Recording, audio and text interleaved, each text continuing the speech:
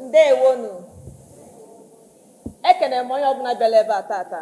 Obi bụ m sọ aṅụrị ịkpọ ọmarịcha ihu ndị mmadụ juru ebe a nọ.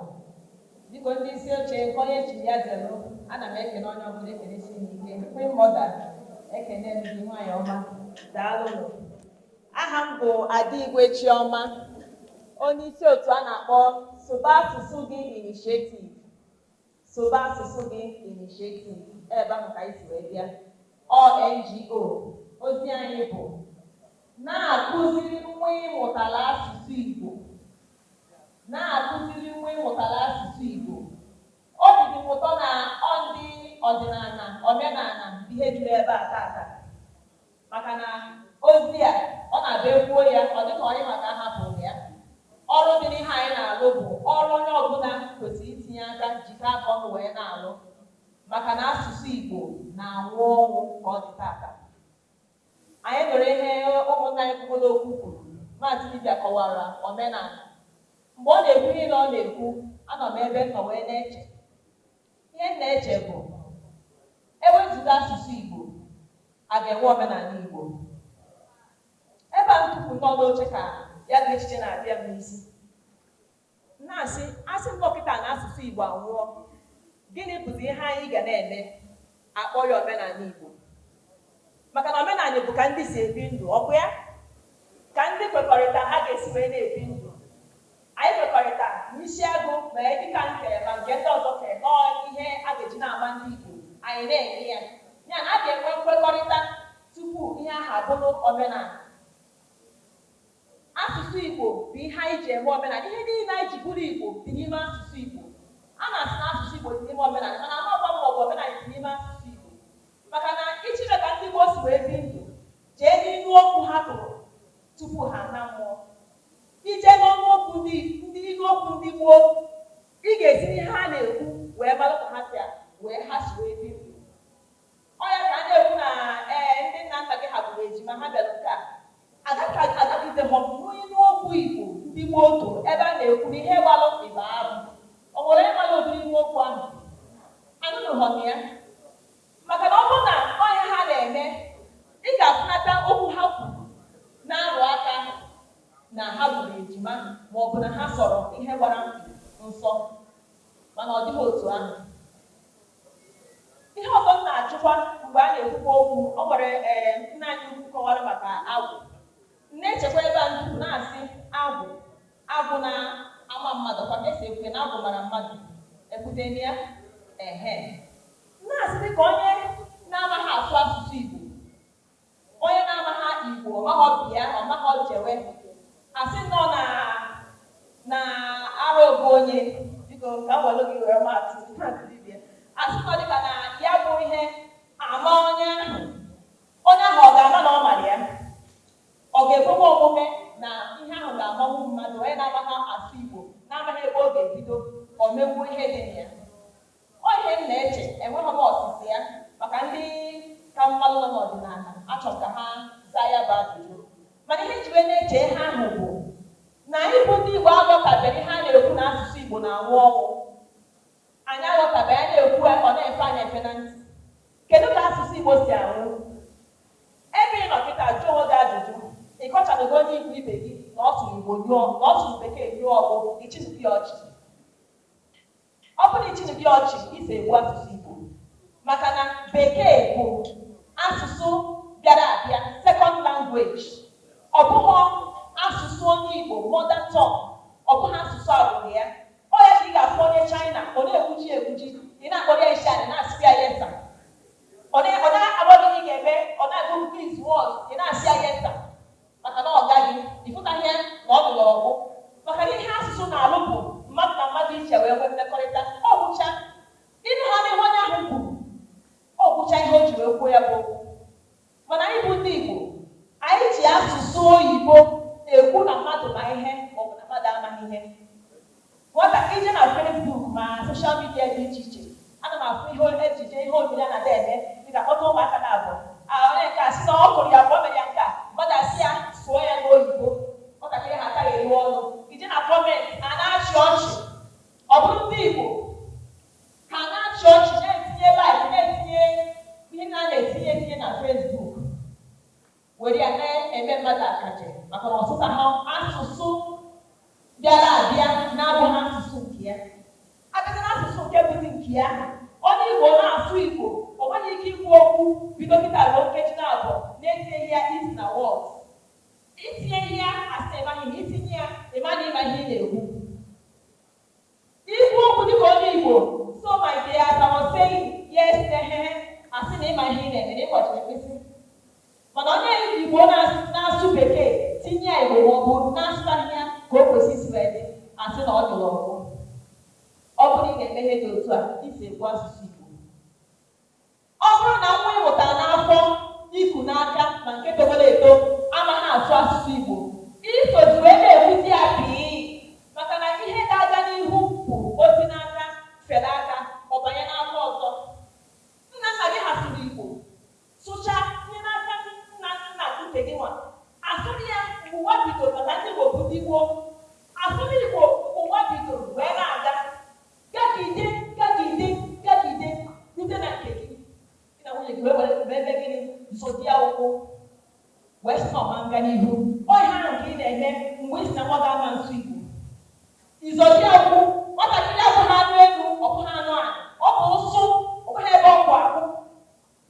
Ịnata be nna gị anakpọ gị dike, a na-etu gị afa, echichi niile dị n'ụwa ichie ya, akụrụ ogene, izọwuli ụkwụ egwu, maka na ị na-aghọta ihe ebe na-afụrụ gị, ị na-aghọta ihe onye ọcha na-afụrụ gị. Nwa ga-etupu na-ekiri ka onye ọbị. Nwa ịmụta n'afọ bụ nnọchite anya maka na Igbo ihe ha ji amụ ọmụmụ bụ maka gịnị? Ka aha ka ezinụlọ wee na-aga n'ihu. Ọ ya mere ha nna gị ma ọ bụrụ ha nche wee tinye gị n'aka ka ezinụlọ aha unu wee na-aga n'ihu. Mana ihe ị na-eme wee sị ma nkụzi nwa gị asụsụ Igbo, maka na asụsụ Igbo ka eji etinye onye Igbo mmụọ Igbo n'ime. Ime onye Igbo ọ nwere ọbara Igbo, mana ọbara Igbo ahụ adịghị ire ga-enye gị ijide asụsụ Igbo wee zụlite nwa. Ijide asụsụ Igbo zụlite ya, ọbara Igbo dị n'ime adị ire. Onye ka eji si na ndị Igbo na-eme otu a na-eme otu nke ọzọ, ọ maka na ọbara Igbo ahụ dị ire. Ha na-agwa ihe dị anyị n'ọbara, ọ mmụọ asụsụ tinyere anyị n'ime. Maka nwa gị mee ihe ịtụọ ihe okwu wee ebe anyị aka, ha nchabi ihe eji enye anyị akọ na uche. Ị na-eji ụmụaka anyị na-ahụta anya ha na-ekpokwu ine nwa gị dị afọ 10 anya, nne na nwa gị mgbe ị dị afọ 10, nne gị isi ego ọsị gị tupu asọ mmiri ya gbụtara anyị taa gị na-achite gị ebe a ịtụrịkwa ọsọ. Mana kịta ikiriche nke gị ahụ, how he can't do it, he doesn't go anywhere. Ọzọ ga-aja mee nke ọzọ, you keep on giving excuses na ị na-anagide ya egbochi ya maka na ọma mmegbu ya, maka na ịkụziwo ya ka ọ megbuo ya. Ụna ghọtara ihe na-akọwa.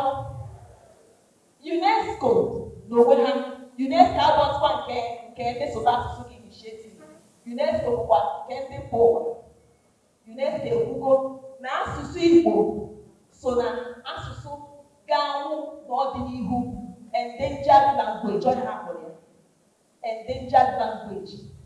UNESCO wee kọwa ihe bụ asụsụ na-anwụ anwụ. Ka m tụpụta ihe UNESCO kọwara tupu ya ma asụsụ Igbo o so na endangered language a ka ọ bụ o so. Ha si na enwere nke izizi bụ vulnerable language. Na-abịa na nke a na ụmụaka na-asụ ya, mana ọ nwere ebe a na-asị ha asụ ya. Mgbe m na-eto ka ha na ọnọdụ nka, maka na ebe n'ụlọ akwụkwọ ịsụọ Igbo apịa gị ụtarị.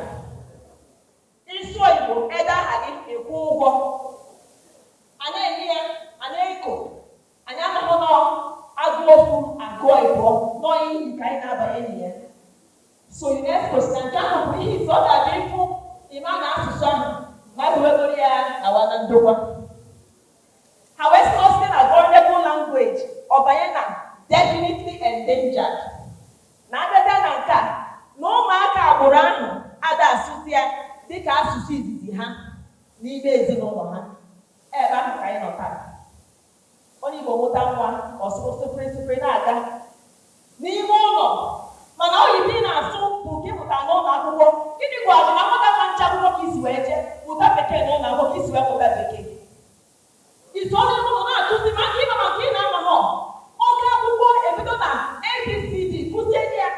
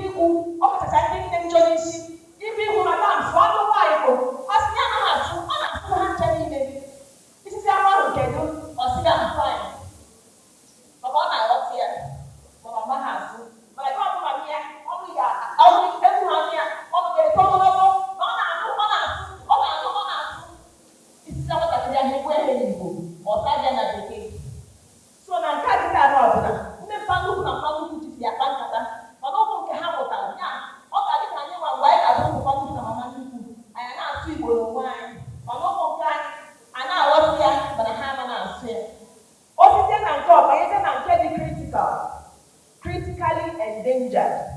Ha sị na speakers ndị na-asụzi ebe asụsụ bụzi ndị grandparents, ndị papa nnukwu na mama nnukwu ha bụ ihe na-asụzi asụsụ ahụ. Ya na ụmụ nke ha bụ nne na nna ụmụ ha ada asụsụzi. Ka njikọta gị ihe ị na-eme kịta, ọ bụ na nwa ga-asụrụ Igbo, ị mana ọkụta nwa na nwa nke ya ma ntụ Igbo emebiti ya anwụtazi ya na agbụrụ ahụ ndị na-amaghị na ha bụ ndị Igbo. Identity crisis ọ na-akpọ ya na bekee.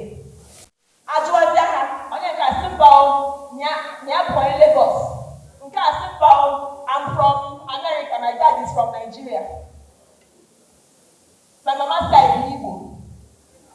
Ị mana ihe ahụ ka ị na-eme, ị mana anyị ada eche uche chenye ya echenye. Ihe anyị na-afụ bụ kịta ọ ihe na-ewu nwa agbata obi m na-asụ ọkacha nke m ada asụ. Anyị aka na n'ọnụ ndị nne akpọrọ ya mother tongue, maka na nne na-azụ nwa dịka ofu onye kwuru okwu si wee kwuo. Ọ ndị nne na-azụ nwa. Ọtụtụ ndị nna ọ na-agba ọha obi ihe anyị na-eme, mana ha adịghị enwe ohere ha na ụmụaka ịnọ. Ịmụta nwa 9 months gbuo ya, onye ịmụtara ka ọ nọchi anya di gị na ezinụlọ ya. Polygamous family, ezinụlọ ndị Igbo, ịma ka o si adị, maka ụmụnna si adị, ọ ga-aka ọnụ aka, ụkwụ ga-esi gị ike n'ala nwa ọbụdị na ụmụnna, ma ọ bụ na nke ụmụaka, ma ọ bụ na nke ndị inyom di. Ọhịa ụkwụ abụọ gị ji oge ji wee jụọ kata ga-eji wee jụọ ụmụaka. Ọ bekee anyị na-emeri ya maka bekee na-enwe ụmụaka bekee. Ihe na-agba ekere mpe ndị si obodo ebonata isi na ha na-eme, anyị na-akpọ ha ndị nzuzu onye ha si eme. Ọ asụsụ eji wee jụ ha. Anyị ma ọdị anyị ka ịsha na alọ bụ na ọ dị anyị ka ịsha na alọ nkọ maka asụsụ eji wee jụ anyị. Akọ na uche abụ ụzọ ọka akwụkwọ ịma ihe enwere ha na-akpọ street sense, akọ ọgwụ. Ihe na-enye street sense bụ asụsụ Igbo na-enye ọnụ Igbo street sense. Nwa ahụ ịma nchegidere ya moto ruo echi, o nwere mgbe ọ ga-eru ị ga-ahapụ ya. Ụmụaka ọ ga-eji wụtapụ ndị nọ n'ime ebe na obi ahụ nwa abata ọ dị so n'ebe ahụ a ga-enye mmadụ ahụ ya ị na-asụsụ presipi na-enye ndozi ya. Ọ kwuturu n'ọnụ, mana o nwere ka esi akwụnyere m ihe ka m nke achọrọ iji abụ anyị na-ada ede anyị ji echekata m kedu ka m ga-esi gwa Igbo okwu. Elokata m kedu okwu a ga-agwa Igbo ka ha ghọta. Ọ bụ mụtụrụ ịgba gawa n'ama, mmadụ ole ga-anọkwanụ n'ama? Ka ọ bụ mụtụrụ ekwe gagharịwa, ntị ole ga-anụkwanụ?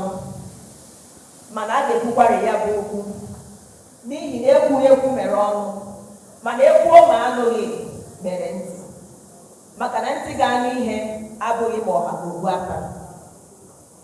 Kedu ka a ga-esi gwa Igbo okwu ga-akpọghachite mmụọ ha azụ, mee ka ha ghọta na onye hapụ ihe o ji ama mma ya rụọ? Kedu ka a ga-esi gwa Igbo na ha bụ ndị gboo, ndị dịwara site na mbido ụwa, ndị ji ọjị akpọpụchi ha, ndị mbụ, ndị egede nakwa ihe niile na-emere ha ihe. Agbụrụ Chukwu ji amamihe chọọ mma, ndị ihe ha na-acha na mba niile. Ịnọkwa na mgbe bụrụ mgbe ndị nna nna anyị ha na ndị agbara ji ụwa na-achịkọrịta izu, mere ha ji ama mgbe ha ji abịa ụwa nakwa mgbe ha ji ana.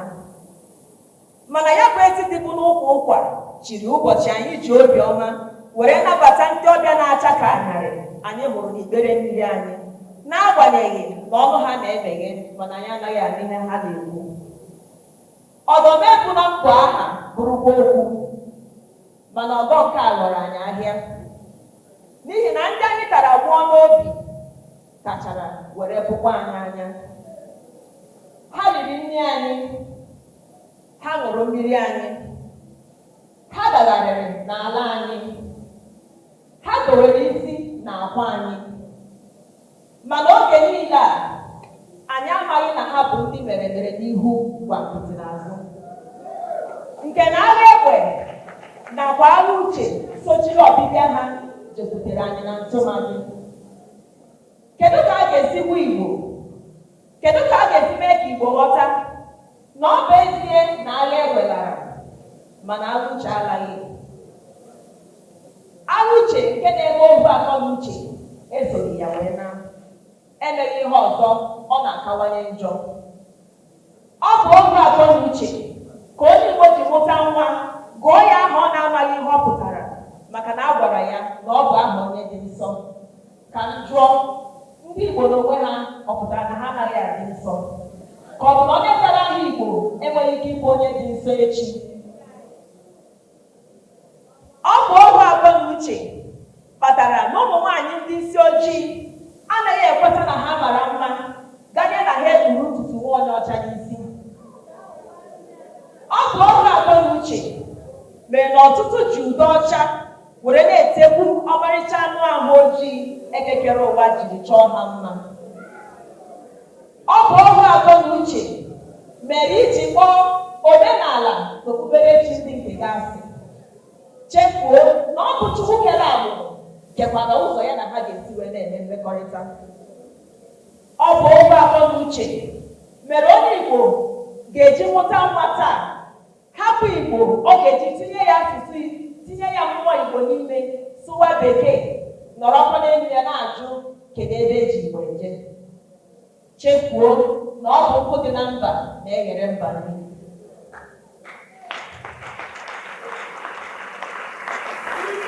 Kedu ka a ga-esi hụ Igbo na oge eruola mgbe ha ga-eche ihu ha ebe ha chere azụ ha, were weghachite ọba niile a ha kpọrọ mkpọkọrọ nke agbata obi ji egbo ntụ?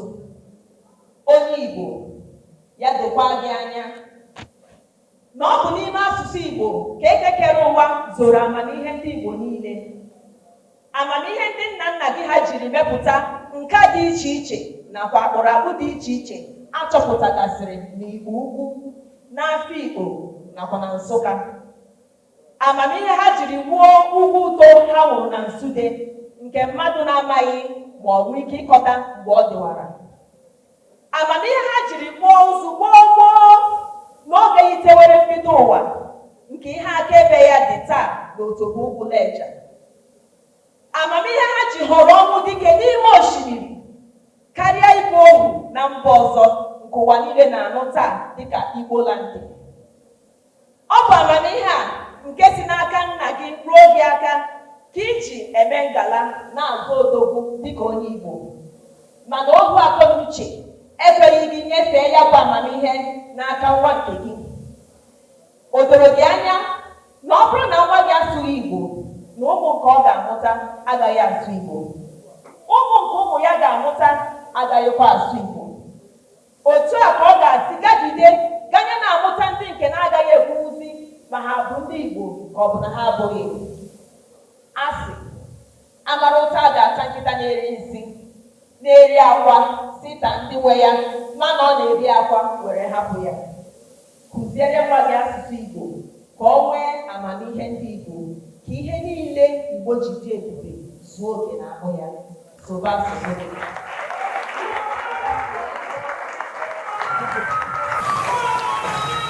Ọ dị onye nwere eziokwu ya kwuo.